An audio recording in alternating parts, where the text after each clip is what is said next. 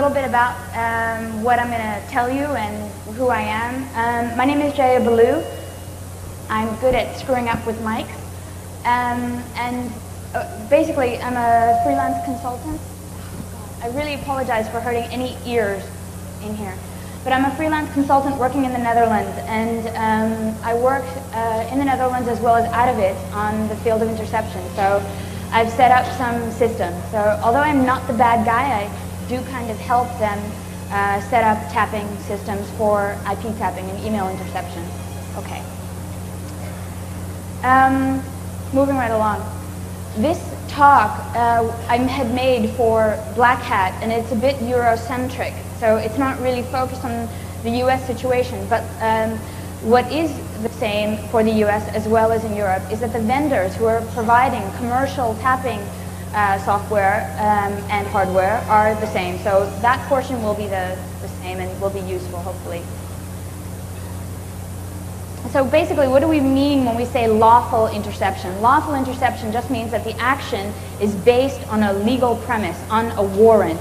So there's a warrant for a specific target, and that target will then be made known to a network operator or a service provider, and then the service provider is responsible to make that information available to the authorities, to a law enforcement monitoring facility. So the idea is that there's a warrant. It gets delivered to the network operator. The network operator then delivers whatever is requested. So it could be a correlation between John Doe and his username, jdoe at whatever, and his address and his billing information. That's one type of lawful interception request, and it's name, address, correlation with a target.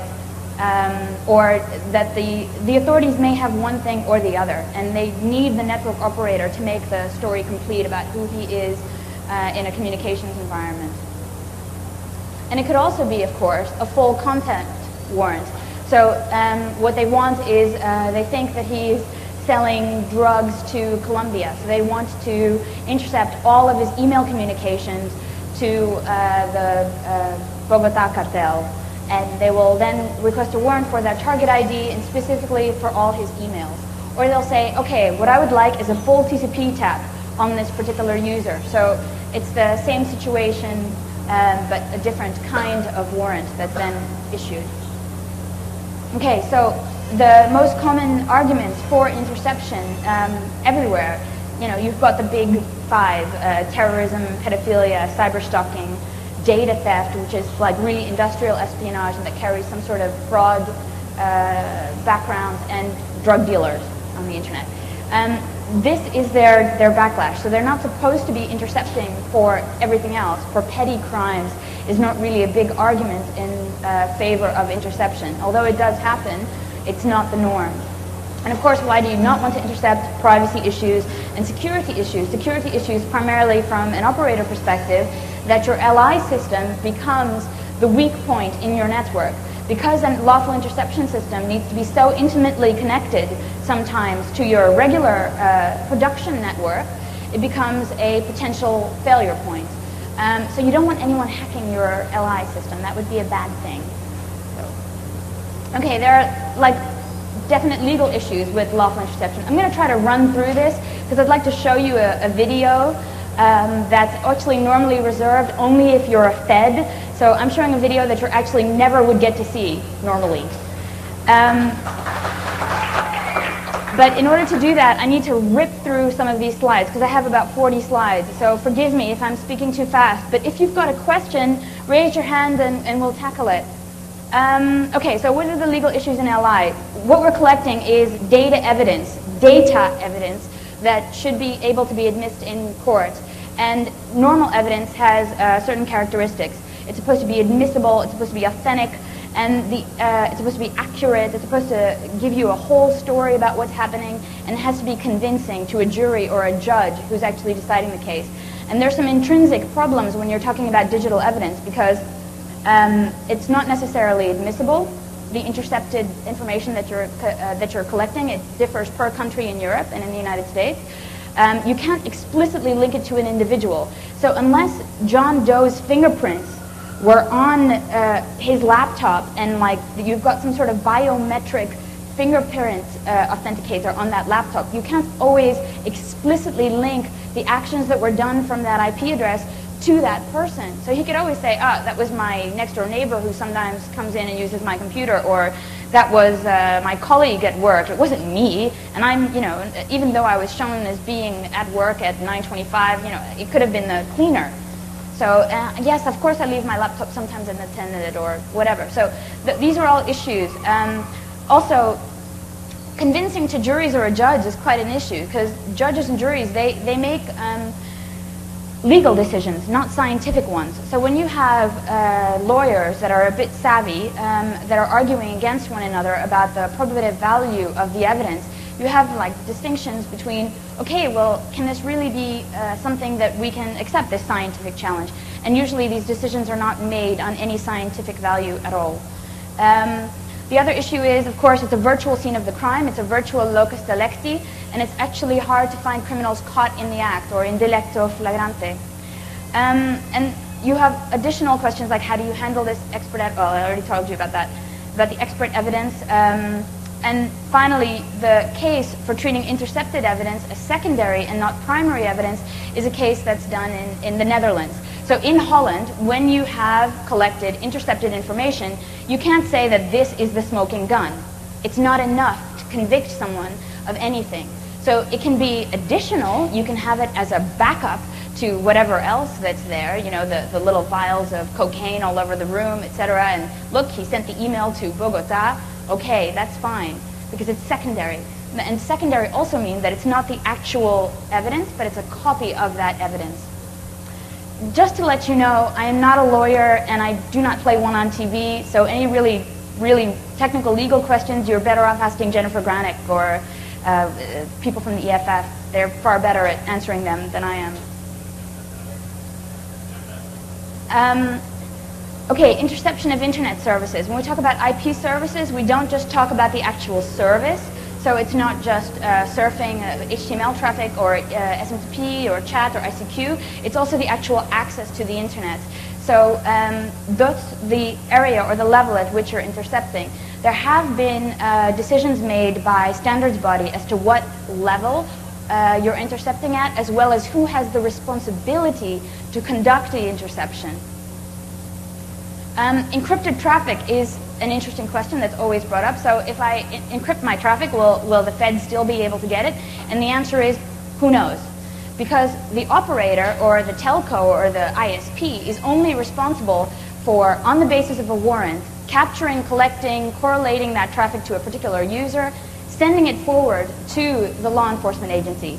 If they provide encryption, like if they're providing SSH to that server, they're also responsible for stripping it or decrypting it or providing the encryption keys to the authorities. I'm just going to wait, or maybe you can still hear me. When it's not being provided by the service provider, then it's not their problem. So if the user is using his own encryption, so if the user is using PGP, it's not the operator's problem. He just takes the traffic, passes it on, and the government can work on decrypting it themselves.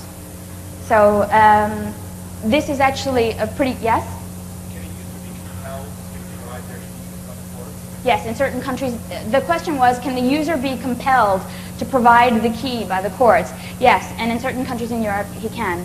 For example, in France, they're talking about doing that in the UK. But honestly, I prefer this method, that you do it on a per-case basis, rather than applying, say, universal key escrow, or restricting encryption that is not available to have secondary keys or a key stored somewhere else. It's much better this way, I think. You know, yeah, so that you know, the good guys still get to use encryption, and when the bad guys use it, then maybe they have to do it. But you know, I believe in this country that what the feds do is they use other things like Magic Lantern. How many of you know about Magic Lantern? Okay, well, there's a lot of people that Magic Lantern is a tool that's used, I think, by the FBI. And what it is it's a keystroke logger, and it just gets sent over. It's like a backdoor kind of thing, or it gets put on a target's laptop or computer, and it just sniffs for his password and it sends it off to the feds. That's it. But it's a far better way of catching passphrases and passwords than, applying for a court order, which is messy and long. Okay, so a quick logical overview. The example that I'm showing you now is of a semi-active. Actually, this is a semi-active interception. I'm not going to say fully active. But what you're seeing is a user who is connecting either over DSL or a dial-up link across a telco domain to his ISP. And the reason I wanted to give you this logical overview is to show you at which domain the majority of interception suppliers actually implement their products. They implement them at the ISP domain. In the olden days, they would implement them here at the telco domain. You just had vampire clamps tamping on to the respective lines that the user was using closest to him as possible. And then from there, you would just take all the stuff, and the government was responsible for doing it. It's relatively passive, because what the government would do is they would, ask for access to the telco environment, get the key to the closet where the switch was and the line was, and they would clamp, and they would turn it on, turn it off, whenever, whatever. And you, as an operator, you had no idea, because you were just supposed to give them the key to the closet, and they were doing whatever the heck they wanted. So that was what we call a passive intercept, because the operator has very little interaction. It's just, it's on, it's off, whatever. A semi-active is when there's interaction required from the operator in order to turn on the interception, to manage it, etc., that the warrant is fed through a particular administrative system, and then it's fully managed by the operator. So all of the actual interception actively is done by them. And an active interception is when, in this example, what I'm showing you is that you have a interception device in red, and it's sitting like logically between the radius server. So it's getting all the radius requests, and then it would be getting all the traffic that comes in back and forward between the mail server. So it's like what I'm showing you in this example is something that would use, say, a hardware splitter.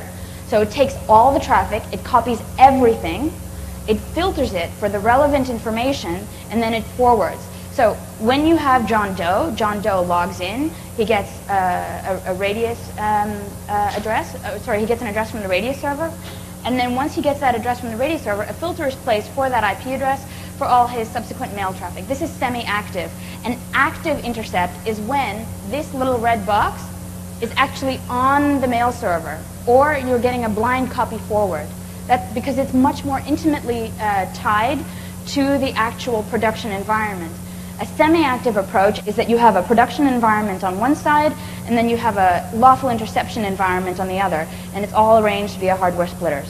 Yeah, so you're not interfering, you're not trying to, there's no performance issue with your normal network on your production environment when you have a separate LI environment, and that's like an approach that most LI vendors are going towards today. And this is good, because ISPs get happy about this, because they don't want their users to be affected, and they also don't want this LI environment to be reachable at all. So their production environment remains completely public, and their LI environment is mostly private, with the exception, of course, of this box, which then forwards all the traffic across the internet to a different interception facility, or to a single conglomerate interception facility, which then back forwards it to one of the respective, the CIA or the FBI or whomever that actually asked for this. Okay, so there are quite a few challenges that are here. I'm just going to name a few. One of the requirements that was stalled in Europe initially with the ETSI documents in ETSI 944, which you can Google, was maintaining the transparency and the standard of communication. This box had to be invisible. And when I say invisible, what that means is that if you are an intercept target and you have a couple of DSL lines, and you shouldn't be able, like this is just a random example, but if you have a couple of DSL lines, by pumping those DSL lines full of traffic, you shouldn't be able to notice an increase or a decrease on any other portion of an LI network. So it should not be visible that you are being intercepted. Like let's say you're a user that also has access somehow to the infrastructure of your IP core in your country or something, or you work for an ISP, you shouldn't be able to know that you're being tapped. And that was one of the initial requirements, maintaining full transparency. And there's also quite a few transparency requirements I don't know if I'm that popular giving this talk, and I was quite worried about the NDA requirements that I had done, and so when I hear loud noises, I get a little scared, so forgive me. Any case, maintaining the transparency and maintaining also that standard of communication that you get all the traffic, but you're not touching that production network, that you're fully transparent, that is still quite a challenge. Also, identifying the target accurately, monitoring all those radius connects and disconnects. And one of the biggest problems, like if you, I don't know how many of you are familiar with Steve Bellovin, but he had testified before Congress on carnivore, and he had said one of the biggest issues with carnivore, it was like using a spoon to do like heart surgery or something like this. He made a beautiful quote that I'm messing up, but basically the point of it was that carnivore was clueless and it continuously like missed the radius disconnect. So what that meant was that you started off tapping John Doe, but then later you started tapping Paul Wouters. And then you had to chuck all of that traffic out because, yeah, Paul's not under the intercept order. So you weren't allowed to tap him, so you weren't able to tell the full story. And so you weren't allowed to use that actual evidence that you had collected in the case. So that was an issue with carnivore. And there's still those kinds of issues with some of the vendors today. Capturing the intercept information, which switch the particular vendors like to use to actually do the filtering and forwarding, that also or capturing and filtering, that also remains an issue, because here's the deal. You're taking all the traffic that you can get, all of it, and then you have to strip it for just that one IP address. So as a result, you're throwing away a lot of information, and most switches aren't really that good at like quickly setting on a filter, quickly chucking it away. So a firewall would have been more, apt for this kind of purpose, which is going, you're out. But this is not happening now. And one of the things with this is that each vendor has made strategic choices about what switch they're aligned towards. So you'll see quite a bit of vendors going for, like, say, top layer, others saying that they're using Foundry. And I believe there's one that said that I'm not allowed to say that. Okay, but there's a lot of different issues with vendors and their preferences. And one thing that I will be talking about later is that Cisco also is getting in the interception game. So they also have issues with this about actually managing to filter effectively and place filters on right away. Okay, another thing, packet reassembly. You need to do TCP sequencing and packet reassembly for email intercepts. And the government side actually is the side that does this. So you have two interception environments. You have the interception environment that's collecting, capturing, forwarding the data from the ISP, and then you have the other side from the government that's taking all the data, doing an analysis, seeing if John Doe is talking to Paul Wouters, or who else do I know in the audience that I can pick on? Jesse Kornblum, I saw him over there, and I don't know, whoever. But then you say, hey, wait a minute, all these drug dealers that I'm intercepting, they're all talking to Jesse. Why? So those kinds of an analytical software, it's all done on the government side, and it's still done by the same interception vendors. So, okay, we're talking about on both sides relatively complex software. The more complex it gets, the more stuff it's promising to do, the more buggy it gets. So as a result, you'll have issues with, are we actually looking at the right information? Are we missing stuff? Is this have the probative value that we were talking about? Is it delicate, complete story, etc. So. And another final story, the final issue that is a challenge is peering. Because we have DSL, and it's all over the place, you need to set up a link towards the law enforcement management facility from the network operator or the service provider that's, capable of handling all your intercept traffic. So if you've got a couple of DSL links, you have to have a really rather fat pipe to the LEMF, and that's really not being done now. So that you're missing a lot of the data that's supposed to be getting forward, that's also an issue. Okay, I don't know if you, how many people are interested in the EU stuff? Okay, you know what? I'll mail you the slides, because there's like 3 sounds. All right, basically, I just want to say something quick about France, Germany, and the UK. There are little commissions in France, Germany, and UK that monitor, how did that happen? Okay. There are little committees in France, Germany, and the UK that actually do managing about the interceptions. And what they do is they coordinate to see if...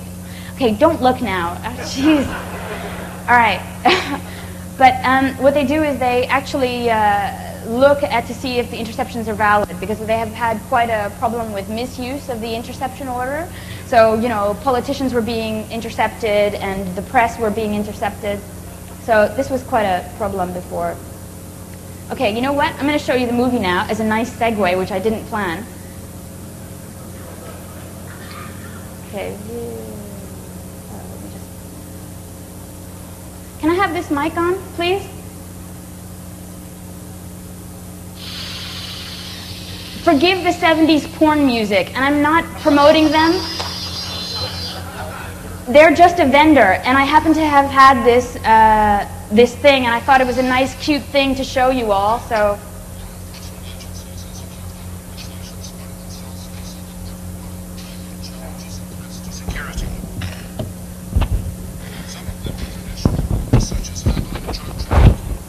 internal security, fighting organized crime, and of course, terrorism.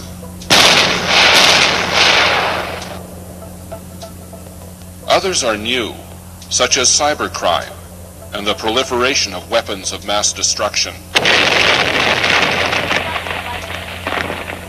Secrecy and covert actions are your target's middle names.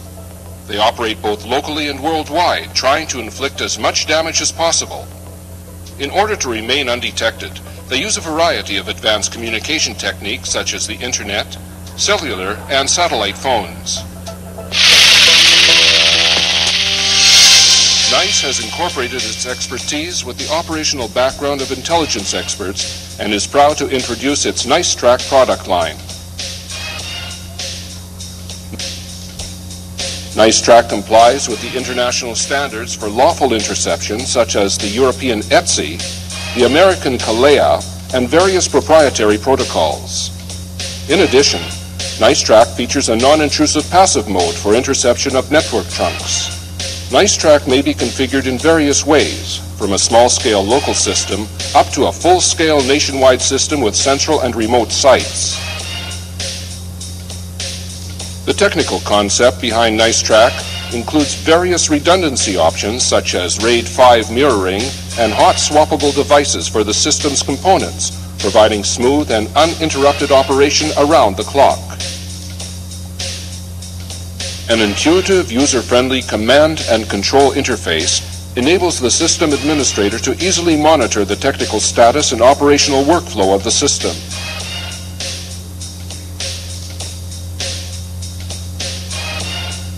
Special attention has been given to assure that the system's integrity is not compromised. This is achieved by using login IDs, passwords, and by configuring different user profiles, each with a detailed set of permissions according to each user's clearance. Electronic authentication, use of proprietary formats, and advanced auditing tools are also a part of NICE-Track's comprehensive security concept.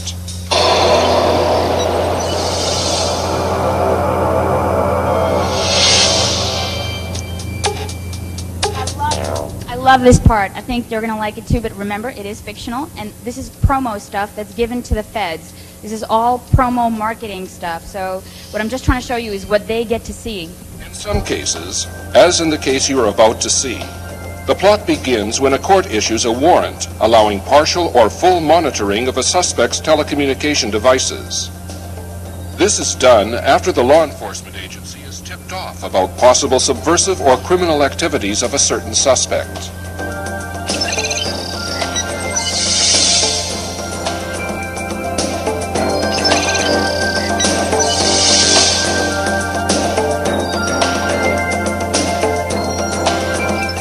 Yeah.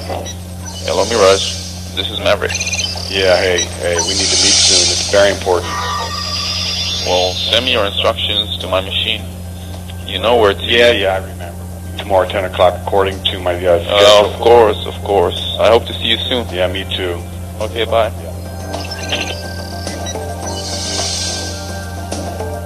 Voice identification confirmed. NICE-Track allows real-time and offline monitoring. When a suspect uses his phone, he is under constant surveillance. A system operator can monitor his activity and compose synopses or transcriptions of his telephone calls. A unique system feature, the Executive Connect, allows field agents and case officers to be notified about relevant information in real time, anytime, anywhere. The Executive Connect is a powerful operational tool for conducting special activities such as covert surveillance.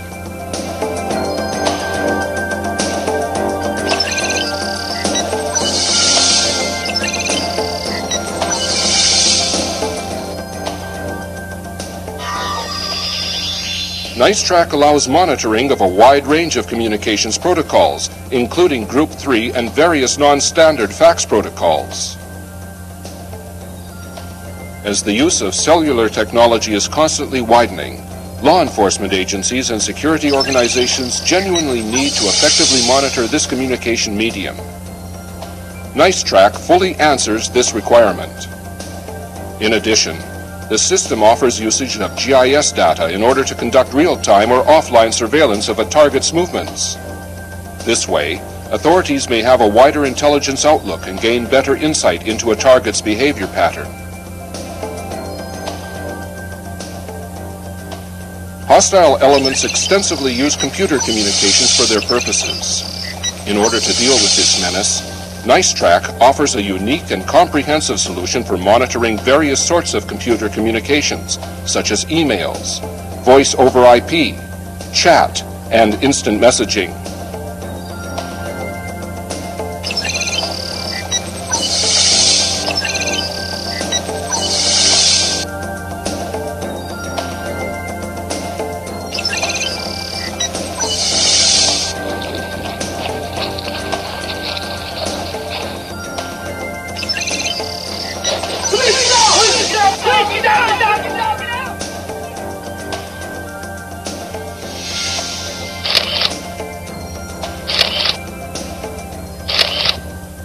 NiceTrack offers short-term and long-term unlimited archiving of collected data and has a special application for presenting evidence in a court of law. This application ensures that the evidence presented is authentic and was not tampered with.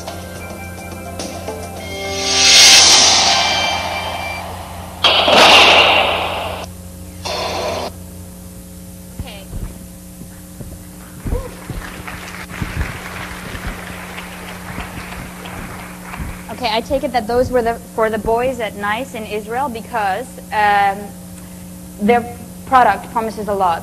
And this is what they deliver to law enforcement. So for all the feds out there, you know, this is what they get to see. But what I want to tell you quickly, just before we go back to the presentation is, before I get stoned for coming out of here and saying, oh, you helped the feds build these bad systems, this is the bottom line. The bottom line is interception is going to happen one way or not.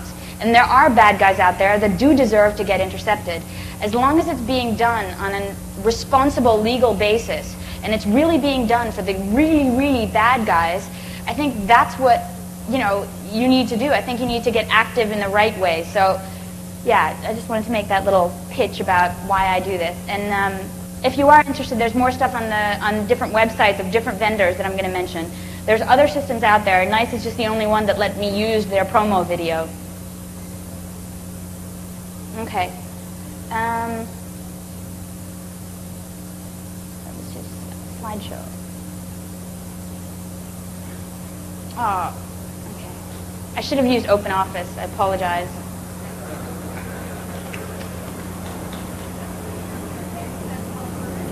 Sorry? OpenOffice? It's free. Oh, okay. Oh, it depends. It depends on what exactly you're having, because they have a full product suite. They do voice and data and GSM, so it depends on what you're buying. And I'm going to have a little bit about like the cost estimates quickly. There are some other slides in there about UK. What I want to say, though, is that we're going to take a quick look at the Etsy model. Etsy model, yes, no? I just want to explain how this works. Basically, Etsy is developing a standardized model in order to talk about interoperability of handover. So how people saw the video, now they're leaving. Okay. All right, but how to do handover of communications from the operator to the law enforcement monitoring facility. And basically, there's 3 different handovers that are happening that you need to know about. HI1 is the basic administrative information, and it usually deals with the warrant itself. You know, this is the warrant ID, this is the encryption key that we're using for this particular warrant, for this particular intercept. Then you have handover 2, which is the IRI, which is the intercept-related information, which is the intercept started then, it stopped then, etc. It has a total duration of X time. And then you have the actual content of communication, which is defined as HI3. The reason that this is important for you to know is that these handover protocols specify everything about the parameters used between the law enforcement and the operator to conduct interception. So all vendors will put it in that format. So you're talking about things like timestamps, etc. There's a slide on Etsy that I can also mail you. There's some things that I'd like to say about the TIIT. The TIIT is called the TIET, which I thought is a cute name, but the point is that in Holland, you know, it means something else in Dutch entirely. So, but the point is that it was used to define the technical interception requirements, and it's actually quite a nice document. And it's going to probably be the foundation for which the rest of the Etsy standard will be based when they talk about interception of IP traffic. So it's a good thing to take a look at. There's a website that I've listed at the end, hosted by a friend of mine, Paul Wouters. You can check the document out there.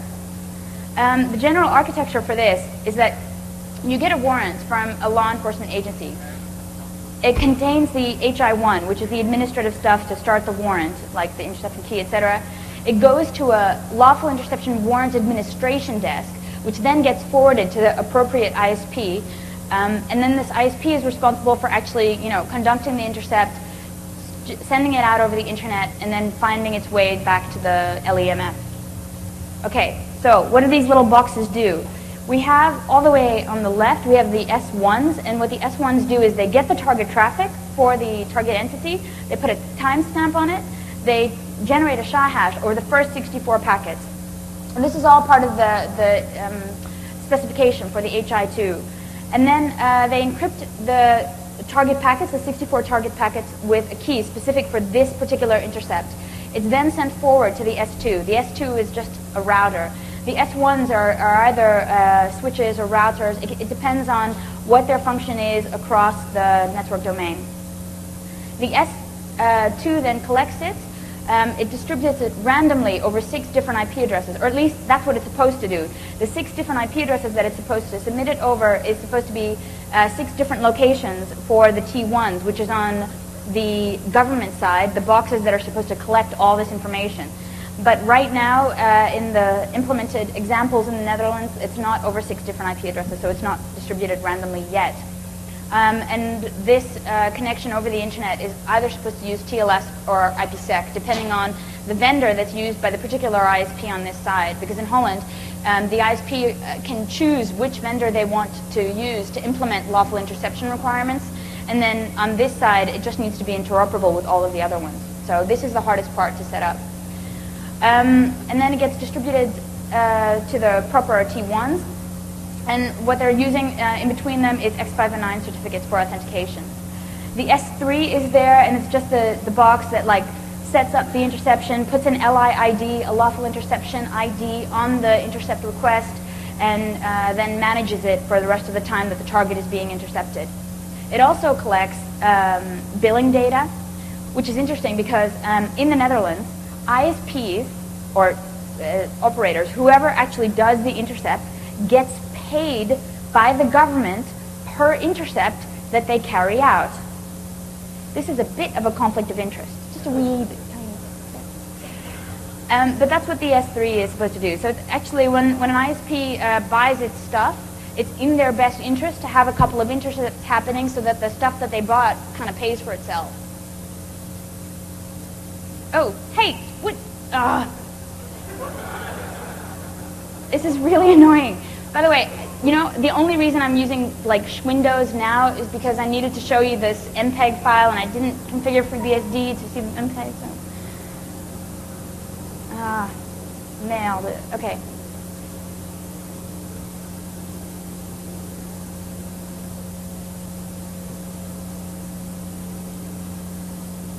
All right, okay. So basically, quickly about the T1s. The T1s, they end the IPsec tunnel or the TLS tunnel. They forward the data to the relevant T2. So the T1s don't belong to anyone. They're just government. And then the T2s can be a different law enforcement agency. So you could have the FBI as a T2, the CIA as a T2, etc. This is nice because guess what? If they want to tap each other, they won't know. So the CIA can tap the FBI, and the FBI can tap the NSA, and none of them get to know about it. So it's quite a nice little architecture for that. Right, so it decrypts the packets, checks the integrity. Okay, so lawful interception implementations. There's a couple, I'm just going to go through them really quickly. We've got, well, I explained already active, semi-active, and passive. And most of the following implementations are active or a combination of active and semi-active. The passive ones are pretty old. No one really does those anymore unless you live in an Eastern European country or Belgium. But no, I'm just kidding. No, that was a bad joke. Belgium is now using NICE, what we saw on the government side anyway. So Verint, also known as Converse Infosys, they're based in Israel. There are some rumors circulating. I can neither confirm nor deny, so I advise you all to read FRAC 5813 to look at the rumors. There's also a Fox News report that's still floating around the internet. Just do Fox News, Converse on Google, you'll find it.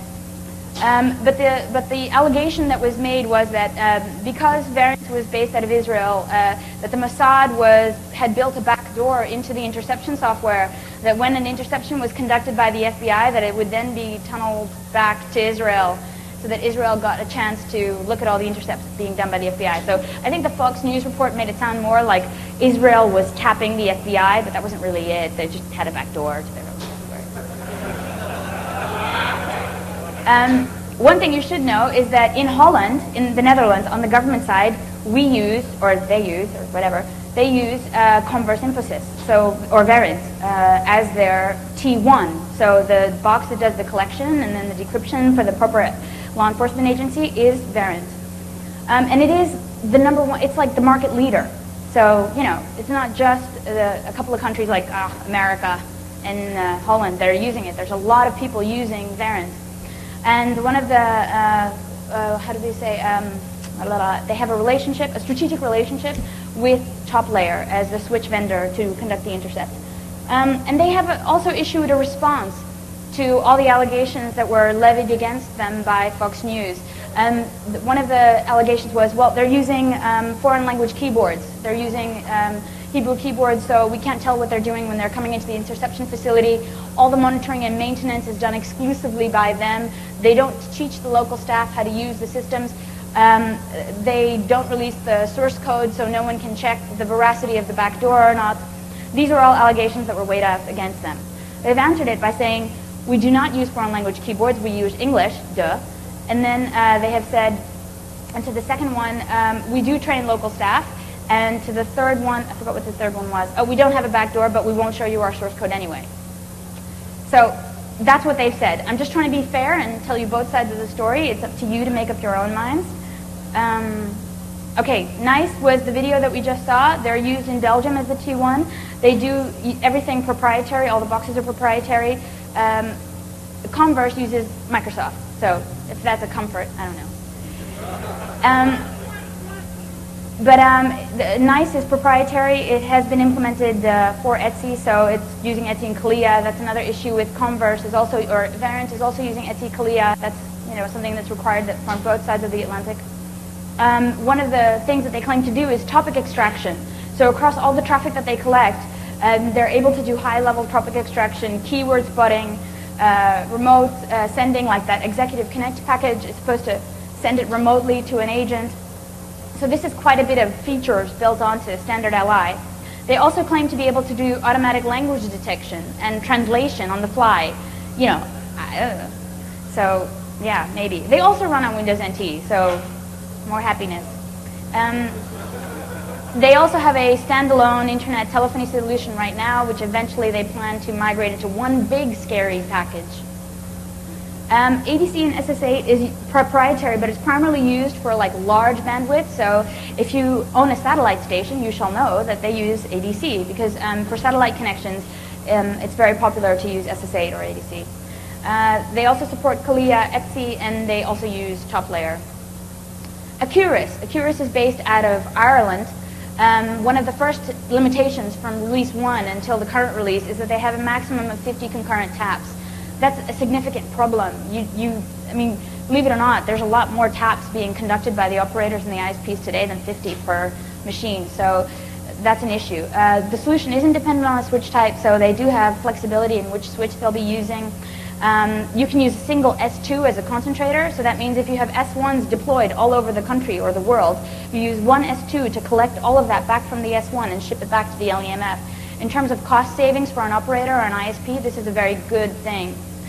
They also claim to have a fully gigabit solution, but it depends on the switch that you get to go with it and the integration with filter setting. Because the idea is when you're actually setting up these filters, it has to go on right away, like boom, and be able to collect everything and send it off nicely, and very few of them do that. So there was an issue with Accurus, but I can't talk about it. Ooh, 10 minutes left.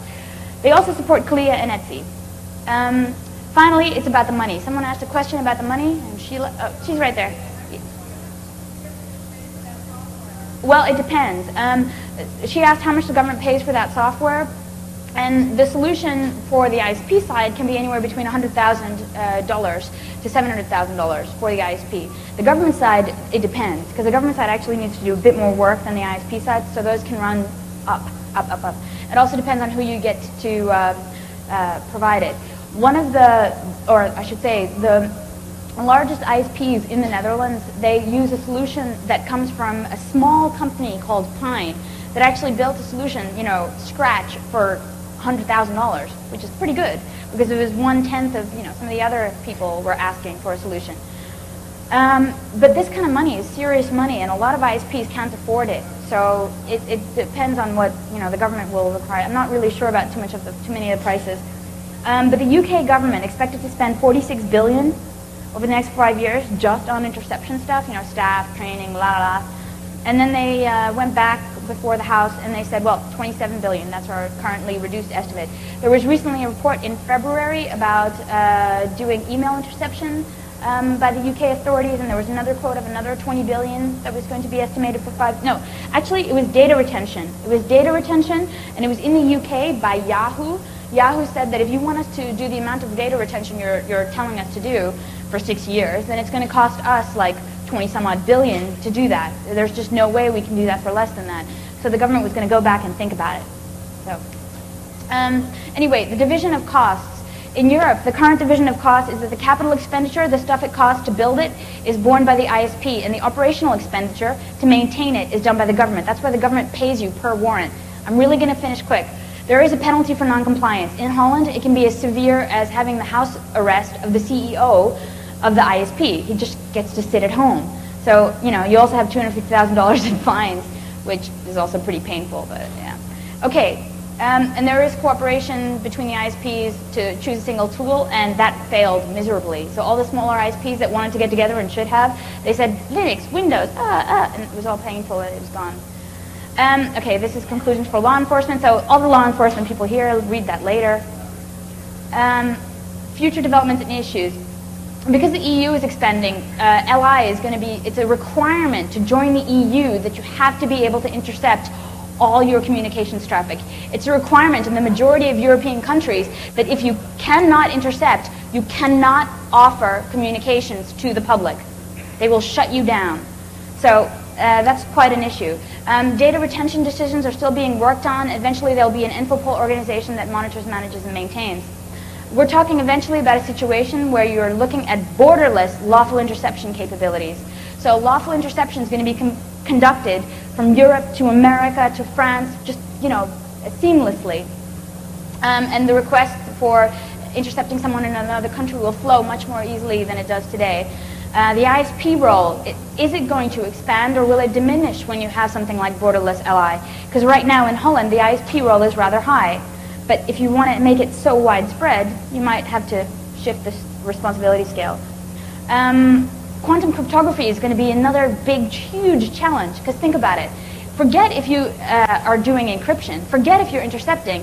If I know that you're intercepting on my link, if I can show that my photons are being changed by a potential interceptor between A and B, I'm not going to transmit. So I know that that link is not safe. So when you have like an internetwork or a giant quantum crypto network that you can do from point-to-point verification, then you're no longer going to be able to do interception. Okay, well, think about that one. WLAN is a challenge because intercepting it is a challenge, but also, let's say you're offering a big free wireless LAN from your dorm room. Does that mean you're a public communications provider? Because, you know, anybody can walk by and use it. It's free for the public. You're not getting money for it necessarily, but would it mean that you would also be able to intercept your WLAN for the government if you are providing that service? Those are interesting issues. And then what does this mean for privacy legislation? I have some websites for you to check out, and I didn't think you would have too many questions, but I've got some. Okay, I have 1 minute left, so okay. Well, think about these questions. I don't know. All right, and that's my name and number and email thingy. So if you want to send me email, go for it. Send me email, no spam. Unless it's about that penis enlargement thing, because, you know, the prices are going way down on that, so. Okay, any